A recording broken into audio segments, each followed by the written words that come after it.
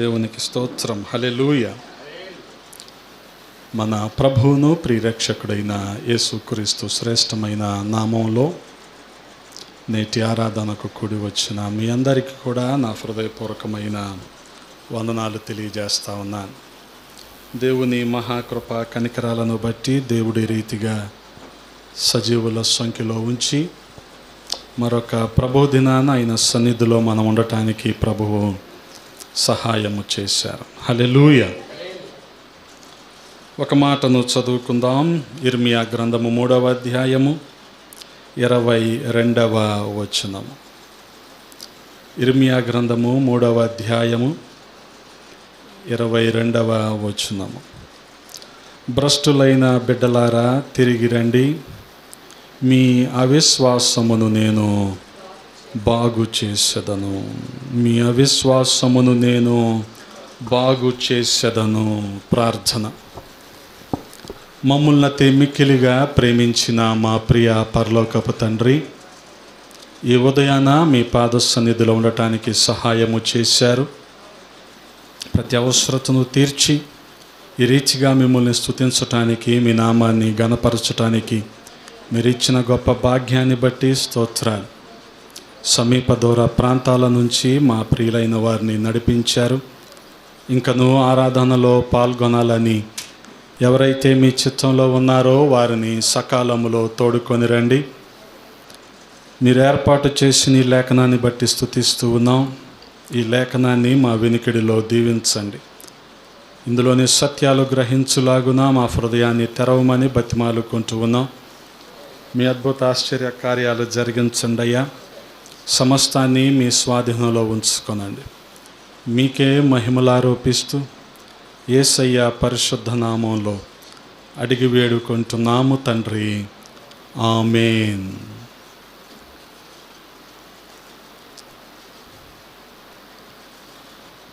అదే రీతిగా లూకాసు సువార్త 7వ అధ్యాయము 9వ వచనాన్ని కూడా చదువుకుందాం. అందరం కలిసి లూకాసు సువార్త 7వ అధ్యాయము 9వ వచనాన్ని చదువుకుందాం. ఇశ్రాయేలీయులలో నైనను ఇంత గొప్ప విశ్వాసము నేను చూడలేదు. దేవునికి స్తోత్రం. హల్లెలూయా. ప్రభునందు ప్రియ సహోదరి సహోదరులారా, లూకాసు సువార్త 7వ అధ్యాయములో మొదటి 10 వచనాలలో శతాధిపతి దాసుడు స్వస్థపరచబడటం మనం చూస్తూ ఉన్నాం. ఇదే విషయం మత్తయి సువార్త 8వ అధ్యాయములో కూడా రాయబడి ఉంది. అక్కడ కొంత సమాచారం ఉంది, ఇక్కడ కొంత సమాచారం ఉంది. మనం చూడగలిగితే ఈ అధ్యాయములో శతాధిపతి యొక్క విశ్వాసము ప్రశంసించబడింది. ప్రభువు అతని విశ్వాసాన్ని మెచ్చుకున్నాడు. గమనించండి. ఆ రీతిగా మనం చూడగలిగితే అక్కడ ప్రభువారు ఆయన అభిప్రాయాన్ని చాలా ఖచ్చితంగా చెప్తున్నారు. ఒక అన్యుడైన శతాధిపతి విశ్వాసాన్ని ఆయన మెచ్చుకున్నాడు. ఆ శతాధిపతి విశ్వాసానికి అక్కడ ఉన్న ఇశ్రాయేలీల అవిశ్వాసానికి ఆయన ఆశ్చర్యపోయాడు. గమనించండి. అందుకని ఆయన ఏమంటున్నారు? ఇశ్రాయేలీలలో కూడా ఇటువంటి విశ్వాసాన్ని నేను చూడలేదు అంటున్నాడు. అందుకనే మనం గమనించగలిగితే మార్కు సువార్త 6వ అధ్యాయములో ఇశ్రాయేలీలు ఎటువంటి అవిశ్వాసంతో ఉన్నారో మనకు అర్థమవుతూ ఉంటుంది. అందుకని అంత్యకాలాల్లో సూచనలు ఏంటంటే మొదటి వారు ఏమవుతారు? కడపటి వారు ఏమవుతారు? అన్యులలో నుంచి ప్రభువుని నమ్ముకొని విశ్వాసం ఉంచి ప్రభువుని వెంబడిస్తున్న వారు బలమైన విశ్వాసాన్ని కలిగి ఉంటారు. ఎవరైతే నామకార్థ క్రైస్తవ కుటుంబాలలో పుట్టి పెరిగిన వారు ఉంటారో వారు విశ్వాసము సన్నగిల్లి దేవునికి దూరం అయిపోతారు. ఇది ఈ రోజుల్లో మనం ఖచ్చితంగా మన కళ్ళ ముందు చూస్తూ ఉన్నాం. గమనించండి. ఆయన పేరు పెట్టబడిన ప్రజలు ఇశ్రాయేలీయులు. ఆయన సంతతి వారు యోధావారు. వారిలో విశ్వాసము లేదు. కనుకనే ఆయన వారి మధ్యలో అద్భుత కార్యాలు ఆయన చేయలేకపోయాడు. మార్కు సువార్త 6వ అధ్యాయము 5వ వచనంలో మనం చూడగలిగితే అందువలన కొద్దిమంది రోగుల మీద చేతులుంచి వారిని స్వస్థపరచుట తప్ప మరి ఏ అద్భుతమును ఆయన అక్కడ చేయజాలక పోయెను. ఆయన వారి అవిశ్వాసమునకు. ఇలా కూడా ఉంటారా ఇశ్రాయేలీలు? ఏంటి యూదుల్లో ఇంత అవిశ్వాసం ఉంటుందా అని వారిని చూసి ఆశ్చర్యపోయారు. అదే సమయంలో ఇక్కడ మనం చూడగలిగితే లూకాసు వార్త 7వ అధ్యాయములో ఈ శతాధిపతి అన్యుడైనప్పటికీ, ప్రభువుని అంగీకరించని వ్యక్తి అయినప్పటికీ, అతను మాత్రం కనపరిచిన విశ్వాసాన్ని, బలంగా ఉన్న విశ్వాసాన్ని బట్టి ప్రభువు వారు ఆయన్ని మెచ్చుకుంటున్నారు. ఇశ్రాయేలులో ఎంత విశ్వాసం నేను చూడనే లేదు. అన్యులైన వారిలో విశ్వాసం ఉంటుంది, ప్రభువుని సంవత్సరాలుగా వెంబడిస్తున్న వారిలో విశ్వాసము ఉండటం లేదు. అందుకనే ప్రభువు వారు కొంతమంది వ్యక్తుల్ని, అన్యులైన వారు విశ్వాసం ఉంచి కూడా గొప్ప కార్యాలు చూసిన వారిని మన మధ్యలో ఆయన ఉంచారు. కనాను స్త్రీ ప్రాధేయపడింది ఆయన్ని. పిల్లలకు పెట్టాల్సింది కుక్క పిల్లలకు పెట్టడం ఏంటి అని ఆయన అంటే, అయ్యా కుక్క పిల్లలకు కూడా యజమాని బల్ల మీద నుంచి పడే వాటి కోసం ఆశపడతాయి కదా. కనాను స్త్రీకి ఉన్న విశ్వాసము అటువంటిది. మత్తయి సువార్త 15వ అధ్యాయము 27వ వచనంలో మనం చూడగలిగితే, ఆమె నిజమే ప్రభువా, కుక్క పిల్లలు కూడా తమ యజమానుల బల్ల మీద నుండి పడు మొక్కలు తినును కదా అని చెప్పాను. గమనించండి, అంటే ఆమెకు అంత విశ్వాసము ఉంది. కానీ ఇశ్రాయేలులో విశ్వాసం ఏమైపోయింది? సన్నగిల్లిపోయింది. కనుకనే చేతులుంచి కొంతమందికి స్వస్థతలు చేయటం తప్ప అంతకు మించిన అద్భుతాన్ని ఆయన అక్కడ జరిగించలేదు. చూడగలిగితే ఈ 7వ అధ్యాయము లూకాసు వార్తలో ఆయన కపెర్నహూముకు వచ్చారు. కపెర్నహూము కానాకు దగ్గరగానే ఉంది. అక్కడ కూడా ఆయన కొన్ని అద్భుతాలు జరిగిస్తూ ఉన్నారు. ఆ రీతిగా మనం చూడగలిగితే ఈ 10 వచనాల వాక్య భాగములో శతాధిపతి సన్నగిల్లిపోతున్న విశ్వాసానికి ఒక జవాబు మనకి అందిస్తూ ఉన్నాడు. గమనించాలి, సన్నగిల్లిపోతుంది కదా విశ్వాసం ప్రజల్లో, ఎలాగ బలపరచబడాలి అన్నదానికి జవాబే ఈ శతాధిపతి యొక్క జీవితం. చూడగలిగితే ఈ శతాధిపతికి కూడా ఒక ప్రియమైన దాసుడు ఉన్నాడు. ఆ దాసుడు అనారోగ్యంతో రోగిగా ఉండిపోయాడు. అటువంటి పరిస్థితుల్లో స్వస్థత కొరకు శతాధిపతి వేడుకుంటున్నాడు. ఈ 10 వచనాల వాక్య భాగం ముగించే సమయానికల్లా శతాధిపతి కూడా దేవునికి ప్రియమైన దాసుడైపోయాడు. హల్లెలూయా. ఎందుకని ఎలా చెప్పగలం అంటే, ప్రభువారు ఏమంటున్నారు, ఇశ్రాయేలులో కూడా ఇటువంటి విశ్వాసాన్ని నేను చూడలేదు. ఇటువంటి విశ్వాసాన్ని నేను చూడలేదు. అందుకే ఈ శతాధిపతి జీవితంలోని కొన్ని విషయాలు, మన విశ్వాసాన్ని బలపరుచుకోవటానికి కొన్ని విషయాలు ఈ ఉదయకాల సమయంలో మనం ధ్యానం చేద్దాం. 3వ వచనంలో మనం చూడగలిగితే ఏం చేస్తున్నాడు శతాధిపతి? శతాధిపతి యేసుని గూర్చి విని ఆయన వచ్చి తన దాసుని స్వస్థపరచవలెనని ఆయనను వేడుకొనుటకు యూదుల పెద్దలను ఆయన యొద్దకు పంపెను. మొదటిగా ఏం చేశాడు? యేసును గూర్చి విన్నాడు. ఎంత గొప్ప భాగ్యం ఇది! యేసుక్రీస్తు ప్రభు వారిని గురించిన వార్త. అందుకనే గమనించగలిగితే ఇది అతనిలో ఏమి కలిగించిందంటారు? ఈ దేవుని గురించిన విషయాలు శతాధిపతిలో విశ్వాసాన్ని కలిగించారు. వాస్తవానికి యేసుక్రీస్తు ప్రభువు వారు తన నోటి మాట ద్వారా అనేకమైన అద్భుతాలను ఆయన చేశారు కదా. గలిలయలోని కానా అనే ఊరిలో ఆయన ఒక అద్భుతాన్ని చేశాడు. నీటిని ద్రాక్షారసంగా మార్చాడు. అక్కడే ఉన్న కపెర్నహూములో ప్రధాని కుమారుణ్ణి కూడా ఆయన బాగు చేశాడు.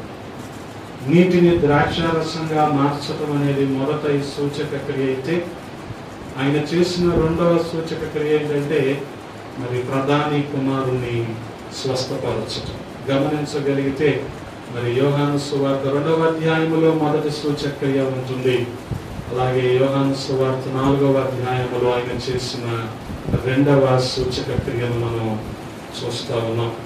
అలాగే ఆ ప్రధాని కుమారుడు ఏ కపెర్నహూములో అయితే ఉంటున్నాడో అదే కపెర్నహూములో శతాధిపతిని గురించిన విషయం కూడా ఇక్కడ రాయబడి. యేసుక్రీస్తు ప్రభువారు కపెర్నహూముకు ప్రాంతంకి దగ్గరగా ఉన్న ఆ గలిలయలో కానాలో కపెర్నహూములో చేసిన అద్భుతాలను గురించి శతాధిపతి విన్నాడు. వినటం వల్ల ఏం కలిగింది అతనికి? హల్లెలూయా. వినుట వలన విశ్వాసము కలుగుతుంది. ఎవరిని గురించి వింటే? యేసుని గూర్చిన మాటలు కదా, యేసుని గూర్చిన మాటలు. ఈ రోజున మనలో విశ్వాసము కలగటానికి ఏ మాటలు వింటున్నాం మనం కదా? మనుషుల మాటలు వింటా ఉంటాం. మనుషుల మాటల మీద ఉండే నమ్మిక ఈ రోజున బైబిల్ మాటల మీద విశ్వాసులకి లేకపోవడం చాలా విచారకరం. గమనించాలి. ఆ రీతిగా ఒక గొప్ప క్రమాన్ని ఈ శతాధిపతి మనకు బోధిస్తూ ఉన్నాడు. మొదటగా ఏం చేశాడు? దేవుని గూర్చి విన్నాడు. ఈ వినతం అనే రథంలో ఏం కలిగించింది? విశ్వాసము కలిగించింది. అదే విశ్వాసంతో ఏం చేస్తున్నాడు? నా దాసుడు రోగిగా ఉన్నాడు, నా దాసుని యేసయ్య స్వస్థపరుస్తాడు. హల్లెలూయా. గమనించండి, ఎంత గొప్ప విశ్వాసం. కనుకనే యేసుక్రీస్తు ప్రభువారు ఆ శతాధిపతిని గురించి ఇచ్చిన సాక్ష్యం ఏంటంటే, ఇశ్రాయేలులో కూడా ఇటువంటి విశ్వాసం నేను చూడలేదు. కారణం యేసయ్యను గూర్చి విన్నాడు. ఆ వినటం బట్టి అతనికి గొప్ప విశ్వాసము కలిగింది. వాస్తవానికి యేసుని గూర్చి వినటమే స్వస్థతకు ప్రారంభం. దేవుని గూర్చిన భయమే జ్ఞానానికి ప్రారంభం. ఎలాగో దేవుని గురించి వినటమే స్వస్థతకు ప్రారంభమైంది. అలాగా దాసుడు శారీరకంగా స్వస్థపరచబడ్డాడు. ఇక్కడ శతాధిపతి ఆత్మీయంగా స్వస్థపరచబడ్డాడు. హల్లెలూయా. గమనించండి, చెప్పాను కదా, మత్తయి సువార్త 8వ అధ్యాయంలో కూడా ఇదే అద్భుతం గురించి రాయబడి ఉంది.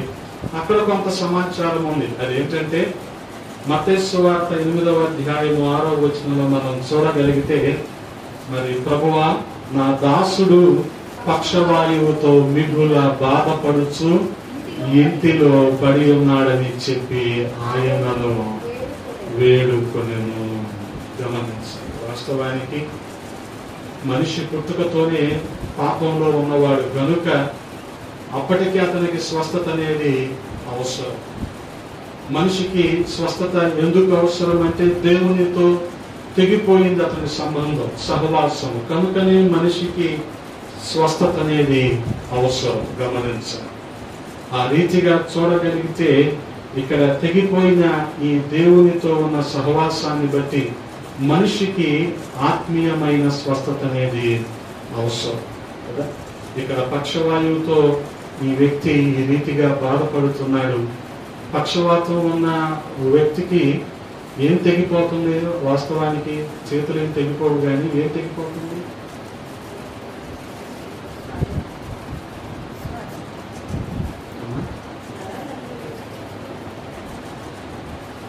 మెదడుకి అవయవాలకి ఉన్న సంబంధం తెగిపోతుంది. కనుకనే ఇప్పుడు వాస్తవానికి చెయ్యి ఎలా లేపాలి అని మనం మెదడులో అనుకున్నప్పుడు చెయ్యి మనం లేపగలుగుతున్నాం. వాళ్ళు లేపగలరా? ఏం తెగిపోయింది ఇప్పుడు వాళ్ళకి? మెదడుకిను అవయవాలకి ఉన్న సంబంధం తెగిపోయి. అలాగే మనిషి కూడా పాపంలో ఉండటాన్ని బట్టి దేవునితో ఉన్న సహవాసాన్ని పోగొట్టుకున్నాడు. ఆ రీతిగా గమనించండి, ప్రతి సందర్భంలో కూడా మనిషి దేవుని నుంచి దూరం అయిపోయి ఆ రీతిగా దేవునికి వ్యతిరేకిగా మారిపోయి ప్రతి ఒక్కరము కూడా పాపస్థితిలో ఉన్నవారమే. ఆ పాపాన్ని బట్టి మనకి కావలసింది ఏంటంటే పాపాల నుంచి విడుదల, దేవునితో మనకు సహవాసం. హల్లెలూయా. అందుకనే గమనించండి, ఈ ఆత్మీయమైన రోగానికి మందు ఏంటంటే యేసు క్రీస్తు ప్రభు వారి రక్తము. హల్లెలూయా. గమనించండి, పేతురు అంటున్నాడు తన మొదటి పత్రిక 2వ అధ్యాయము 24వ వచనంలో, మనము పాపముల విషయమై చనిపోయి నీతి విషయమై జీవించున్నట్లు ఆయన తానే తన శరీరమందు మన పాపములను మ్రాను మీద మోసుకొనెను. ఆయన పొందిన గాయముల చేత మీరు. గమనించండి, ఇప్పుడు మనకు ఆత్మీయ స్వస్థత అవసరమా లేదా? ఖచ్చితంగా అవసరం. ఇక్కడ శతాధిపతి దాసునికేమో శారీరక స్వస్థత అవసరం, శతాధిపతికేమో ఆత్మీయ స్వస్థత అవసరం. ఎందుకు ఆత్మీయ స్వస్థత? విశ్వాసం ఉంది అంటే విశ్వాసం ఉంది నిజమే, కానీ దేవునితో సహవాసము, వినటాన్ని బట్టి విశ్వాసము కలిగింది, విశ్వాసాన్ని బట్టి స్వస్థతను చూశాడు. కానీ తనకు దేవునితో వ్యక్తిగత సంబంధం అవసరం కదా. ఈ రోజున చాలా మంది కూడా ఇదే భావనలో ఉంటారు. దేవుణ్ణి మేము నమ్ముకున్నామంటారు కానీ దేవుణ్ణి స్వంత రక్షకునిగా అంగీకరించరు. మాకు నమ్మకం ఉంది అంటారు, ఏదో మందిరం కనిపించంగానే, చర్చి కనిపించంగానే ఏదో దండం పెట్టేసుకుంటారు, ఇటువంటివన్నీ చేస్తూ ఉంటారు. కానీ దేవుణ్ణి మాత్రం వారి హృదయాల్లోనికి ఆహ్వానించరు. ప్రభువుని అంగీకరించని వారి పరిస్థితి ఏంటి? అందుకని ఏం అవసరం?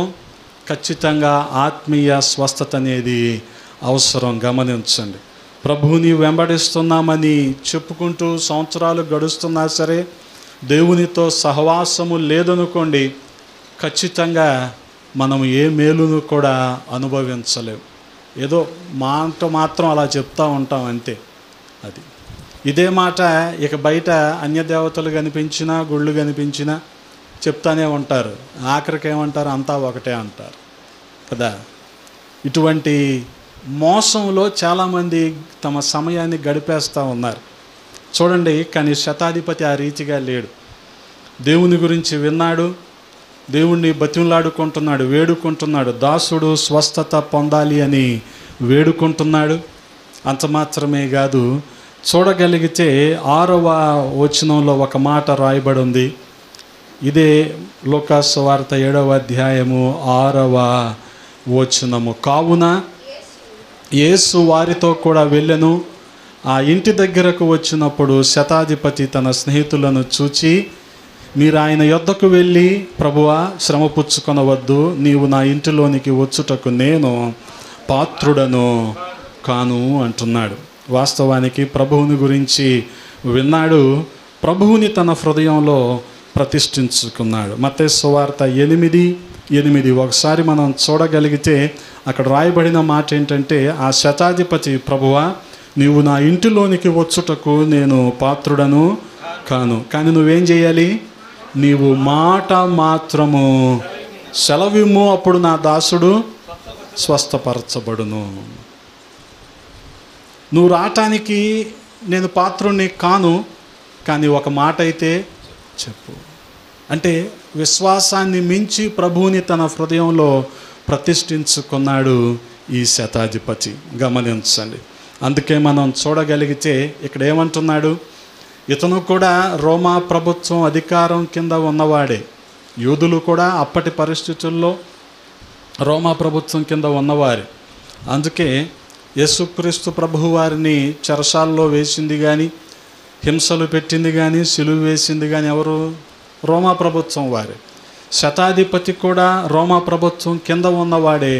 కానీ ఎప్పుడైతే సంపూర్ణమైన విశ్వాసంతో ప్రభువుని తన హృదయంలో ప్రతిష్ఠించుకున్నాడో, అంటున్నాడు, నా అధికారము, శతాధిపతిగా నాకు ఉన్న అధికారము, దీనికి కొన్ని పరిమితులు ఉంటాయి, కానీ యేసుక్రీస్తు ప్రభువు వారు సర్వాధికారి, ఆయన ప్రభువు అని ఒప్పుకున్నాడు. హల్లెలూయా.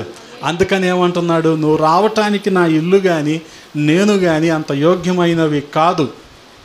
నువ్వు ఏం చేయాలి? మాట. ఏం చేయాలి?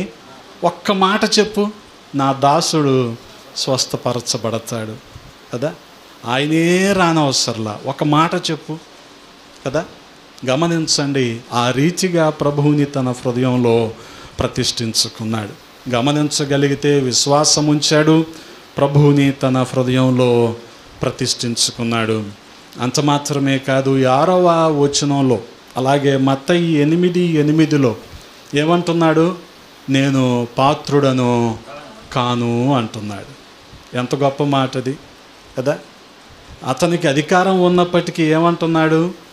నేను యోగ్యుణ్ణి కాదు అంటున్నాడు కదా. ఈ లోకంలో ఓ 3 సంవత్సరాలు 5 సంవత్సరాలు అధికారంలో ఒక వ్యక్తి ఉన్నాడు అనుకోండి, ఆపగలమా ఆ వ్యక్తిని? 5 సంవత్సరాల తర్వాత ఉంటాడో లేదో తెలియదు అధికారంలో, 3 సంవత్సరాల తర్వాత అధికారంలో ఉంటారో లేదో తెలియదు. కానీ ఆ వ్యక్తుల్ని మనం ఆపలేం. వారిలో తగ్గింపు ఉంటుందా? ఉండదు. వారిలో వినయం విధేయత ఉంటాయా? ఉండవు. ఈ రోజున అనేకులు ఆ రీతిగానే ఉన్నారు. కుడుమిస్తే పండగ అన్నట్టు ఇలా కొద్దిగా అధికారం ఉంటే చాలు, ఇంకా ఆపలేం వాళ్ళని. అదే వాళ్ళకి ఇంకా పండగ. గమనించండి. కానీ ఇతను మాత్రం ఏమంటున్నాడు? నేను పాత్రుడను కాను. వాస్తవానికి యేసయ్య దగ్గరికి ఇతని స్నేహితులు కొంతమంది వెళ్ళి 4వ వచనంలో ఏమంటున్నారు? 7:4లో ఒకసారి చదువుతారా? ఏమంటున్నారు? అయ్యా, ఇతను ఏం చేశాడు? మనందరిలో కాస్త మంచోడు, మన వాళ్ళందరి కోసం ఏం కట్టించాడు? సమాజ మందిరం ఒకటి తానే కట్టించాడు. కాబట్టి ఇప్పుడు స్వస్థత పొందటానికి అతను యోగ్యుడు. కానీ ఈయనేమంటున్నాడు? నేను యోగ్యుడను. అర్థమవుతుందా మీకు ఎంత వ్యతిరేక దిశలో ప్రపంచం వెళ్తుందో? యోగ్యులైన వారేమో యోగ్యులం కాదు అంటున్నారు, యోగ్యత లేని వారేమో మా అంతటో లేరు అంటున్నారు కదా. పూర్తిగా వాక్య వ్యతిరేకంగా ఈ లోకం వెళ్ళిపోతూ ఉంది. గమనించండి. ఐఎమ్ నాట్ వర్ది అంటున్నాడు ఈ సెంచురియన్, శతాధిపతి కదా. కానీ అతని స్నేహితులు ఏమంటున్నారు? హీఈస్ వర్ది, అతను యోగ్యుడు. గమనించండి. ఎప్పుడైతే 6వ వచనంలో నేను యేసయ్య మా ఇంటిలోకి రావటానికి కదా, నీవు నా ఇంటిలోనికి వచ్చుటకు నేను పాత్రుడను కాను అన్నాడో, అక్కడే శతాధిపతి యొక్క తగ్గింపు కదా, హంబుల్నెస్, హ్యూమిలిటీ అర్థమైపోతుంది మనకి కదా. Without humility we can't be a believer. మనకి వినయం లేకుండా విశ్వాసులం అనిపించుకోలేం. గమనించాలి కదా. అనేక సందర్భాల్లో ఈ లోక అధికారం దగ్గర తల వంచి చేతులు కట్టి కాళ్ళ మీద పడిపోయే రోజుల్లో కూడా ప్రభు దగ్గర నువ్వు ఆ రీతిగా లేకపోతే ఇక నీలో ఏం వినయం ఉన్నట్టు? లోక అధికారులకు అలాగే నువ్వు చేతులు కట్టుకొని నిలబడుతున్నావు కదా. సర్వాధికారికి మనం చేతులు కట్టుకొని నిలబడకపోతే ఎలాగా కదా. ఏమంటాం దీన్ని? ఆయన చోట కాబట్టి ఆయన దగ్గర మనకి వినయం అవసరం లేదు, తగ్గింపు అవసరం లేదు. ఇక్కడ లోక అధికారులు చూస్తారు కాబట్టి వారి దగ్గర మనకి తగ్గింపు కదా. ద్వంద్వ నీతి అంటారు దీన్ని, డబుల్ స్టాండర్డ్స్ అంటారు. అంటే అక్కడ ఉంటే ఇక్కడ అలాగే ఉండాలి కదా, ఇక్కడ ఉంటే అక్కడ కూడా అలాగే ఉండాలి కదా. కానీ అలా ఉండట్లా ఈ రోజున జనాలు. కారణం ఏంటో తెలుసా? మా దేవుడేగా అనే ఒక రకమైన చొలక్కన. మా దేవుడేగా. ఎన్నిసార్లు మేము ఆయనకు వ్యతిరేకంగా ఉన్నా సరే ఆయన మమ్మల్ని కనికరిస్తాడు, ఆయన కృప చూపిస్తాడు అనే ఒక రకమైనది. మరి తెలిసి కూడా ఎందుకు ఆ రీతిగా దేవునికి వ్యతిరేకంగా జీవించాలి మనం కదా. అందుకే గమనించండి. వాళ్ళు అంటున్నారు, అయ్యా ఇతను మన కోసం సమాజ మందిరం కూడా కట్టించాడు, ఇతను స్వస్థత పొందటానికి, ఇతని దాసుడు స్వస్థత పొందటానికి పాత్రుడు. అంటే ఇతనేమంటున్నాడు? మా ఇంటికి రావటానికి నేను పాత్రుణ్ణి కాదయ్యా. అంటే అతనికి అప్పటికే అర్థమైపోయింది, ప్రభువుకి ప్రతిష్ఠించుకున్నాడు కదా, ప్రభువు తప్ప వేరే దేవుడు లేడని అంగీకరించాడు కదా. అతనికి అర్థమైపోయి ఇంకా ఆయన అంత పరిశుద్ధుడు, మా ఇంట్లోకి రావటానికి మేము సరిపోము అనుకుంటున్నాడు. గమనించండి. అటువంటి తగ్గింపును కలిగి ఉన్నాడు. అందుకని ఎవరు దీన మనస్సు కలిగి, ఎవరు వినయము కలిగి, విరిగి నలిగిన హృదయాన్ని కలిగి ఉంటారో దేవుడు అటువంటి వారితో సహవాసము చేస్తాడు. హల్లెలూయా. గమనించగలిగితే చాలా స్పష్టంగా రాయబడి ఉంది. మనం చూడగలిగితే యెషయా గ్రంథము 57వ అధ్యాయం, యెషయా గ్రంథము 57వ అధ్యాయం 15వ వచనంలో రాయబడిన మాట, మహాగణుడును మహోన్నతుడును పరిశుద్ధుడును నిత్య నివాసియునైన వాడు ఇలాగు సెలవిచ్చుచున్నాడు, నేను మహోన్నతమైన పరిశుద్ధ స్థలములో నివసించువాడను అయినను. ఆయన ఎక్కడుండేవాడు? తండ్రి కుడిపార్శ్వాన ఉండేవాడు. ఆయన ఆ భాగ్యాన్ని కూడా ఆయన విడిచిపెట్టి ఆయన ఎవరి కోసం వచ్చాడు? అయినను వినయము గలవారి ప్రాణమును ఉజ్జీవింపజేయుటకు, నలిగిన వారి ప్రాణమును ఉజ్జీవింపచేయుటకును, వినయము గలవారి యొద్దను దీన మనస్సు గలవారి యొద్దను, దోస్ హు ఆర్ హంబుల్, ఎవరైతే వినయము కలిగి ఉంటారో, ఎవరు దీనులుగా ఉంటారో వారి దగ్గర ఆయన నివాసము చేస్తాడు. హల్లెలూయా. గమనించండి, అటువంటి వారి దగ్గర ఆయన నివాసము చేస్తాడు. అటువంటి వారి చుట్టూ ఆయన తలంపులు కూడా ఉంటాయి. అందుకే అధికారాన్ని బట్టి గర్వించిన వారితో ఆయన విభేదించాడు. వారు గడ్డి తినేలాగా చేశాడు ఆయన కదా. బబులోను అంతటి సామ్రాజ్యము ఈ ప్రపంచంలో లేదు అని వారందరూ కూడా గర్వించారు. ఆఖరికి ఏమైంది? అనేక సంవత్సరాలు గడ్డి తినాల్సి వచ్చింది, పశువులాగా గడ్డి తినాల్సి వచ్చింది. ఎందుకని? వారి గర్వం. అందుకే జ్ఞాని అయిన సొలొమోను ఏమంటాడు? ఘనతకి ముందు వినయము, నాశనానికి ముందు గర్వము. గమనించండి. కానీ ఇక్కడ శతాధిపతిలో మనం చూస్తున్నది ఏంటంటే ఆ తగ్గింపు, ఆ వినయాన్ని మనము చూస్తూ ఉన్నాం. అంత మాత్రమే కాదు, విశ్వసించాడు, ప్రభువుకి తన హృదయాన్ని ప్రతిష్ఠించుకున్నాడు, అలాగే తగ్గింపును కలిగి ఉన్నాడు.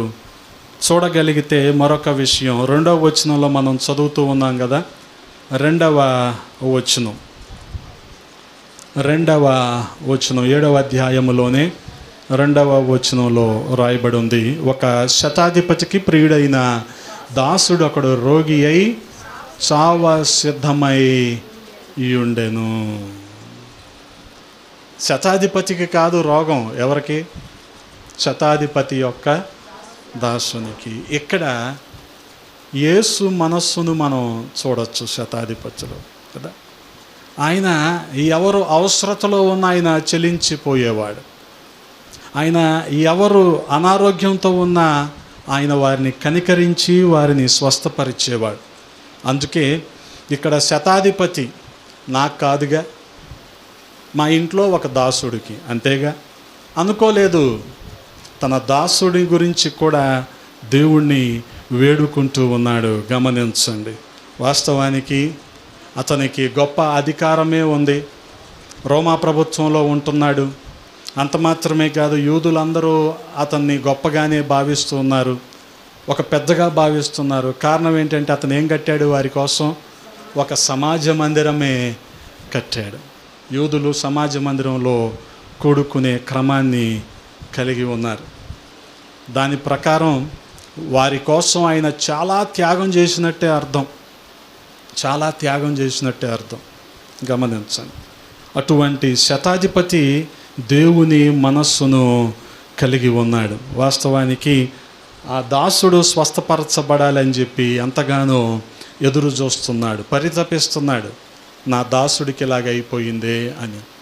గమనించగలిగితే ప్రభువారు కూడా నా ప్రియ బిడ్డలు ఈ రీతిగా పాపంలో ఉంటున్నారని చెప్పి ఆయన తన ప్రియ కుమారుడైన యేసుక్రీస్తు ప్రభువు వారిని మన కోసం ఈ లోకానికి ఆయన పంపించాడు కదా.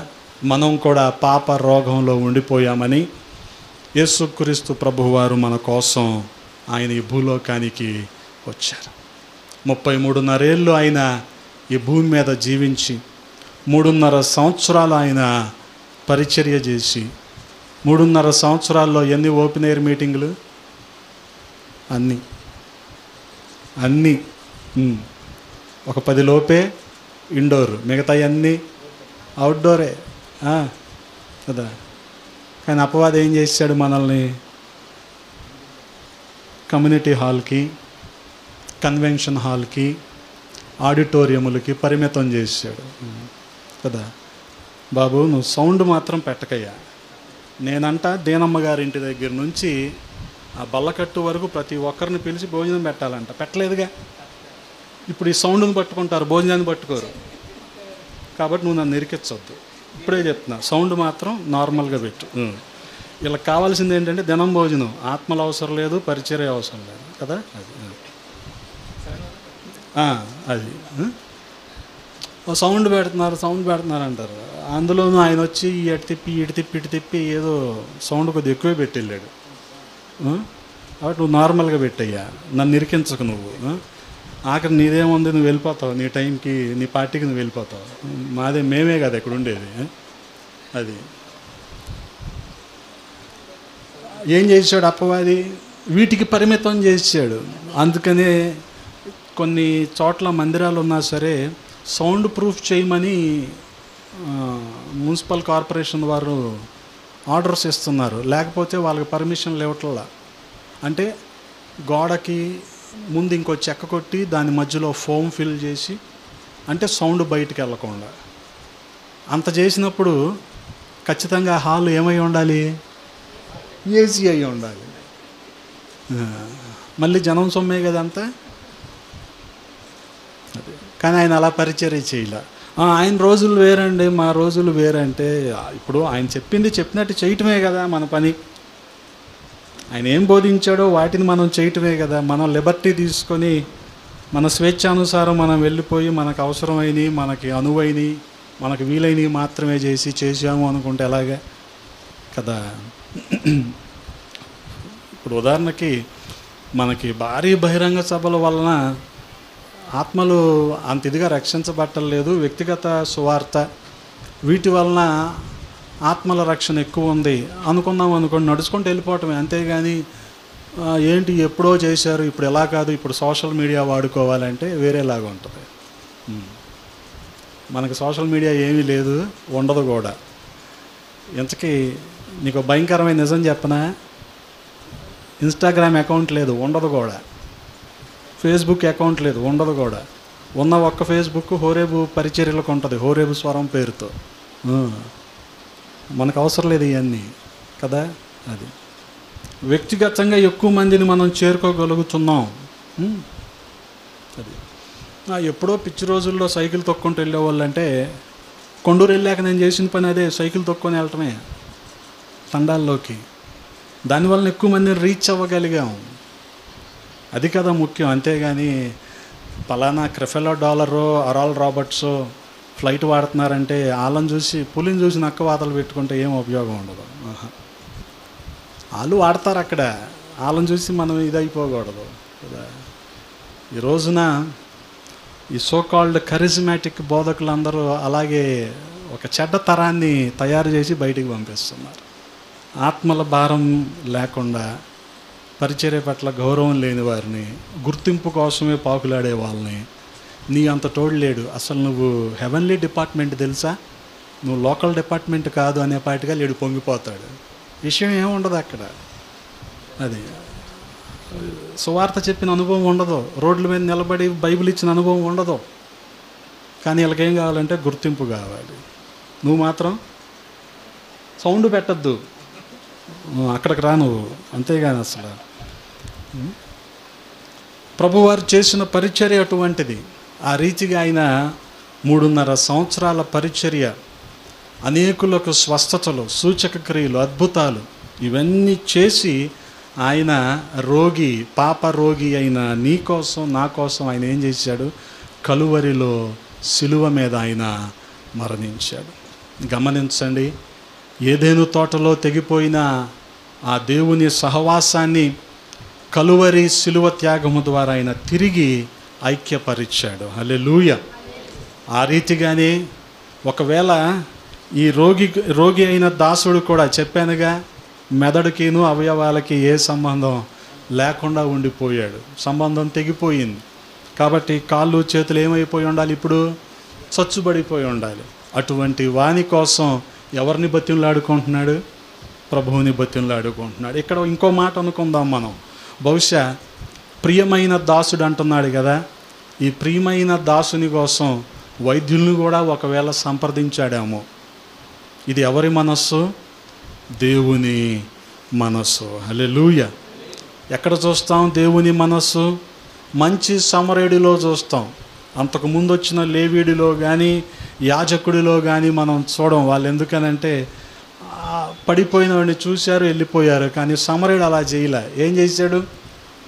గాయాలన్నీ కడిగాడు, కట్టాడు, నూనె రాశాడు, గాడిద మీద ఎక్కించుకున్నాడు, పూటకోళ్ళ వాని ఇంటికి తీసుకెళ్ళాడు. ఏమంటున్నాడు? నేను వెళ్తున్నాను, 2 దేనారాలు ఇదిగో ఖర్చు చేయండి, ఇంకా అవసరమైతే నేను తిరిగి వచ్చినప్పుడు ఇస్తాను. ఆయన ఎప్పుడు వస్తాడు? రాకళ్ళలో వస్తాడు. వచ్చినప్పుడు ఆయన జీతం ఇస్తాడు. ఏమంటాడు? బలా నమ్మకమైన మంచి దాసుడా అంటాడు. కొంతమంది అంతా శవాల పరిచర్యే. పీనుగులు ఎక్కడ ఉంటాయో రాబందులు అక్కడే ఉంటాయి. వీళ్ళందరూ శవాల దగ్గరే కనపడతారు. ఖచ్చితంగా కనపడతారు కదా అని చెప్పి హేమలత ఆంటీ గారు అమ్మగారు చనిపోయినప్పుడు కనపడతాడేమో అని చూసా, కనిపించలేదు అక్కడ. మళ్ళీ మా అమ్మగారు చనిపోయినప్పుడు కనిపించాడు. ఇవన్నీ శవాల పరిచర్యలు అనమాట. ఇంక అక్కడే కనపడతాడు ఆయన. బాబు గారు ఏం చేద్దాం, కొంతమంది పరిచర్యలు అంతే. రే తెగించి నీ పెన్షన్లో ₹1 బయట పెట్టి రివర్స్ స్వీప్ చేయలేవా? అంత తెగింపు లేదా? పిల్లలు సెటిల్ అవ్వలేదా? తెగింపు రావాలండి మనిషికి కదా, అప్పుడు ఆత్మలు వస్తాయి. అప్పుడు నువ్వు సువార్త ప్రకటించాలన్న తెగింపు వస్తుంది. మళ్ళీ ఆ 21నే టార్గెట్ చేస్తాడు ఆయన. మళ్ళీ ఇక్కడ కొంతమందిని తీసుకెళ్ళిపోయి గ్రూప్ ఫోటోది క్యాలెండర్ వేసుకుంటాడు. ఇప్పుడు నేను కూడా వేసాను అనుకో గ్రూప్ ఫోటోతో క్యాలెండర్. ఎన్ని చోట్ల ఉంటారు మీరు? నాకైనా ఉండాలి సిగ్గు, అందుకే వేయలే. కానీ ఎన్ని క్యాలెండర్లో కనపడతారు మీరు? అలా అయిపోయింది జనాల ఆలోచన. ఏం చేస్తాం? సో ఇలాంటి వాళ్ళు మారు మనసు కోసం ప్రార్థన చేద్దామంటే ఇదిగో అలా ప్రార్థన చేస్తున్నాడు అంటారు. వాస్తవమే కదండి కదా. సహకరించిన వాళ్ళని సహకరించారని చెప్తాం, వ్యతిరేకించిన వాళ్ళని వ్యతిరేకించారనే చెప్పాలి. దీన్నే యథార్థ అర్థం. ఏం చేస్తాం మరి? ఆయన వచ్చి ఏమంటాడు 2వ రాకడలో? బలా నమ్మకమైన మంచి దాసుడా అంటాడు. ఆ మనస్సునే ఇక్కడ శతాధిపతి కూడా కలిగి ఉన్నాడు. గమనించండి. నాకు కాదుగా, దాసుడికి కదా పక్షవాతం అని చెప్పి వదిలిపెట్టేలా అతని గురించి ప్రభువునే బతిమాలుకుంటూ ఉన్నాడు. అంత మాత్రమే కాదు, చూడగలిగితే 7వ వచనంలో గమనించండి. 7వ వచనంలో ప్రభువు మీద ఏ రీతిగా ఆనుకుంటున్నాడో మనం అర్థం చేసుకోవటం.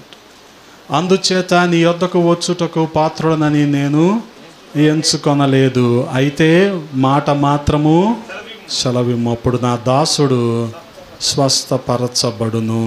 గమనించండి.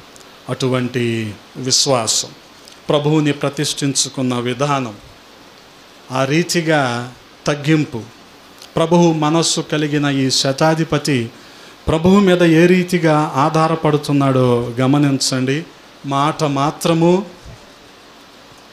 ఇంకా వేరే ఏ ఆలోచన లేదు ఇతనికి. ఏ వైద్యుల దగ్గరికి వెళ్దామో కదా. అక్కడైతే రాజు ఏం చేశాడు? ఎలీషా దగ్గరికి వెళ్ళేటప్పుడు ఆ నయమానుకి ఆ బహుమానాలన్నీ ఇచ్చి పంపించాడు. అంత మాత్రమే కాదు, ఒక రికమెండేషన్ అన్నమాట. అంటే మా సైన్యాధిపతి ఇతను గురించి ప్రార్థన చేయమని మీ ప్రవక్తకు చెప్పండి. అటువంటి రికమెండేషన్లు కూడా ఇతను ఏమీ చేయలేదు. డైరెక్ట్గా ప్రభువుని వేడుకుంటున్నాడు. గమనించండి. ప్రభువునే వేడుకుంటున్నాడు. ఆ రీతిగా ప్రభువు మీద ఆధారపడ్డాడు. ఈ విశ్వాసము ఇతనిలో ఆత్మీయ స్వస్థతను మాత్రమే కాదు, ఇతని దాసుడిలో శారీరక స్వస్థతను కూడా తీసుకొచ్చింది. ఆఖరికి వాస్తవానికి చూడగలిగితే ఈ 10 వచనాల వాక్య భాగం పూర్తయ్యేసరికి ఈ శతాధిపతికి ఒక దాసుడు ఉన్నాడేమో కానీ ఈ శతాధిపతి ఇప్పుడు యేసుక్రీస్తు ప్రభువు వారికి దాసుడుగా మారిపోయాడు. హల్లెలూయా. ఈ దాసుని గురించి ఈ శతాధిపతిని గురించి యేసుక్రీస్తు ప్రభువు వారు ఏమంటున్నారు? ఇశ్రాయేలీయులలో ఇటువంటి విశ్వాసాన్ని నేను చూడలేదు. ఈ మాటను బట్టి ప్రభువు మనల్ని గురించి ఏమంటున్నాడు? అవిశ్వాసులు అంటున్నాడా? అల్ప విశ్వాసులు అంటున్నాడా? ఆశ్చర్యకరమైన విశ్వాసము కలిగిన వారం అంటున్నాడా? గమనించండి, చూడగలిగితే అవిశ్వాసము మనలో ఉండటానికి వీల్లేదు. మార్కు సువార్త 4వ అధ్యాయము 40వ వచనంలో రాయబడి ఉంది కదా, అప్పుడు ఆయన మీరెందుకు భయపడుచున్నారు, మీరింకా నమ్మిక లేక ఉన్నారా అని వారితో చెప్పాను. అంటే శిష్యుల్లో ఏముంది? అప్పుడు అవిశ్వాసము ఉంది. అందుకే మనలో అవిశ్వాసము ఉండటానికి వీల్లేదు. అంటే ఇప్పుడు ప్రభువు ఈ శతాధిపతి విశ్వాసానికి ఏమయ్యాడు? ఆశ్చర్యపడ్డాడు. కాబట్టి శతాధిపతిలో ఏముంది? ఇప్పుడు ఆశ్చర్యకరమైన విశ్వాసం. అవిశ్వాసము లేదు, అల్ప విశ్వాసము లేదు, అధిక విశ్వాసముతో పాటు ఆశ్చర్యకరమైన విశ్వాసము ఉంది కదా. యేసుక్రీస్తు ప్రభువారు పరిచర్య చేసిన రోజుల్లో అల్ప విశ్వాసులు కూడా కొంతమంది ఉన్నారు. 8వ అధ్యాయం మత్తయి సువార్త 8వ అధ్యాయం 26వ వచనంలో రాయబడి ఉంది కదా, అందుకు ఆయన అల్ప విశ్వాసులారా మీరెందుకు భయపడుతున్నారు? అల్ప విశ్వాసులు అంటే ఏంటి పరిస్థితి? వాళ్ళు కూడా ప్రభువుని వెంబడించేవారే, కానీ లోకాన్ని కూడా, లోక విధానాలు కూడా పాటించేవారు అని. అంటే కాస్త ఇటు కాస్త అటు, వాళ్ళకు అనుకూలంగా ఏదంటే అది చేస్తూ ఉంటారు. గమనించండి, అల్ప విశ్వాసులు. అవిశ్వాసులు, అల్ప విశ్వాసులు, ఆయన పరిచర్యలో అధిక విశ్వాసము కలిగిన వారు కూడా ఉన్నారు. మత్తయి సువార్త 15వ అధ్యాయం 28వ వచనంలో అందుకు యేసు, అమ్మా నీ విశ్వాసము గొప్పది, అధిక విశ్వాసము. కానీ ఇక్కడ లోకా సువార్త 7వ అధ్యాయము 9వ వచనంలో మనం చూడగలిగితే యేసు ఈ మాటలు విని అతని గూర్చి ఆశ్చర్యపడి ఇశ్రాయేలులో నైనను ఎంత గొప్ప విశ్వాసము నేను చూడలేదని మీతో చెప్పుచున్నాను. నేను ఆశ్చర్యకరమైన విశ్వాసము. కాబట్టి అల్ప విశ్వాసము నుండి ఆశ్చర్యకరమైన విశ్వాసములోనికి మన విశ్వాసం వెళ్ళాలనే ప్రభువారు ఈ శతాధిపతిని మన ముందు ఉంచారు. గమనించండి, ఈ శతాధిపతి గొప్ప పాఠాన్ని మనకు నేర్పిస్తున్నాడు. తన అధికారాన్ని వాటన్నిటినీ కూడా పక్కన పెట్టి ప్రభువు మీద ఆధారపడటం అంటే మామూలు విషయం కాదు కదా. బ్యాంక్ బ్యాలెన్స్ ఎక్కువ ఉన్నప్పుడు ఆర్థిక అవసరతల గురించి మనం ప్రార్థన చేయము. ఎప్పుడు అసలు చేతిలో డబ్బులు ఉండవో అప్పుడు ఆర్థిక అవసరతల గురించి మనం ఏం చేస్తాం? ప్రార్థన చేస్తాం. దీన్ని ఏమందాం? దాని విశ్వాసం అనం కదా, దాని విశ్వాసం అనం, అవకాశవాదం అంటాం దాన్ని. అవసరం కదా మనకి ఆ సమయానికి, అందుకని ప్రార్థన చేయాలి. ఒకవేళ ప్రార్థన చేసాం అయినా ఆర్థిక అవసరతలు తీర్చబడలేదనుకో, ఇది మనకు అవసరం లేదు కాబట్టే ప్రభు ఇవ్వలేదు అనుకోము. ఏమనుకుంటాం? ఇంకెందుకు వెళ్ళటం, ఇంకెందుకు ప్రార్థన చేయటం అనుకుంటాం కదా. అంటే ఈ రీతిగా చంచలంగా లోకపోకడను బట్టి గాలికి కొట్టుకుపోయే విశ్వాసం లాంటి విశ్వాసం ఈ రోజున మనుషులు కలిగి ఉంటున్నారు. అందుకని ఈ శతాధిపతిని చూసి మనం నేర్చుకోవాల్సింది ఏంటంటే ఆశ్చర్యకరమైన విశ్వాసం. యేసుక్రీస్తు ప్రభువు వారి ఆశ్చర్యపడ్డాడు. అన్యుడైన శతాధిపతిని చూసి ఆశ్చర్యపడ్డాడు. కనాను స్త్రీని చూసి ఆశ్చర్యపడ్డాడు. అటువంటి ఆశ్చర్యకరమైన విశ్వాసము మనందరము కలిగి ఉందుము గాక. ఆమేన్. తలలు వంచండి, ప్రార్థన చేసుకుందాం. ప్రతి ఒక్కరము కూడా తలలు వంచినట్లయితే చిన్న ప్రార్థన చేసుకుందాం. పరిశుద్ధుడా, ప్రేమ కలిగిన తండ్రి, ఈ ఉదయకాల సమయంలో కొద్ది మాటలు ధ్యానించటానికి కృపనిచ్చారు. స్తోత్రాలు. రాజా, సహాయము చేయండి. అల్ప విశ్వాసము నుండి ఆశ్చర్యకరమైన విశ్వాసములోనికి మా విశ్వాస ప్రయాణం వెళ్ళేలాగా మమ్మల్ని మీరు నడిపించండి. మమ్మల్ని బలపరచండి. విన్న మాటలు మా హృదయంలో భద్రపరచండి. నీరు కట్టి ఫలింపచేయమని యేసయ్య నామములో అడిగి వేడుకుంటున్నాము తండ్రి. ఆమేన్. ఈ సమయంలో ఒక పాట పాడుతూ ఉండగా మన